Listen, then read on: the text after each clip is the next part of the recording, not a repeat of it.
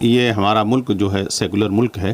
ہر آدمی کو الیکشن لڑنے کا اور لڑانے کا، ووٹ ڈالنے کا اور ووٹ لینے کا حق حاصل ہے۔ اس میں یہ خصوصیت نہیں ہونا چاہیے کہ یہ مجلس اتحاد المسلمین ہو یا مسلم لیگ ہو یا کانگریس ہو یا RSS ہو یا بجرنگ دل ہو، ہر پارٹیاں اور ہر آدمی اپنے اس ملک میں دو دو چار چار امیدوار کو لے کر کے کام کرتے ہیں۔ لیکن میں سمجھوں گا، میں یہ کہوں گا کہ اسد الدین اویسی یا ان کی جو پارٹی ہے یا اخت الایمان جن کے نمائندہ ہیں، بہت مبارکباد ہیں، ان کو لڑنا چاہیے اور ووٹ مانگنا چاہیے۔ اور اس جیسی مسلم اکثریتی علاقے میں یا حیدرآباد کے اکثریتی علاقے میں یا اس طرح ملک کے دوسرے حصے میں اگر مسلمان اپنا نمائندہ نہیں کھڑا کر سکتا اور اپنے لوگوں کے لیے ووٹ نہیں مانگ سکتا تو آخر کہاں؟ ورنہ تو پھر وہی ہوگا کہ پارلیمنٹ میں اسلام کے خلاف بل پاس ہوگا، کوئی بولنے کے لیے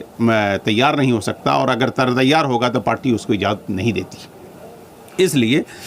اس موقع پر مسلمانوں کو یہ چاہیے، اور بلکہ مسلمان ہی نہیں بلکہ ہر وہ انصاف پسند شہری کو چاہیے کہ اس طرح کے نمائندوں کو خاص طور سے وہ الیکشن جتائیں۔ اور اس سلسلے میں یہ کہتا ہوں کہ خاص طور پر UPA اور RJD اتحاد جو پورے ملک میں جہاں جس طرح انداز سے کام کر رہا ہے اس کو ووٹ دینا چاہیے، لیکن اس استثناء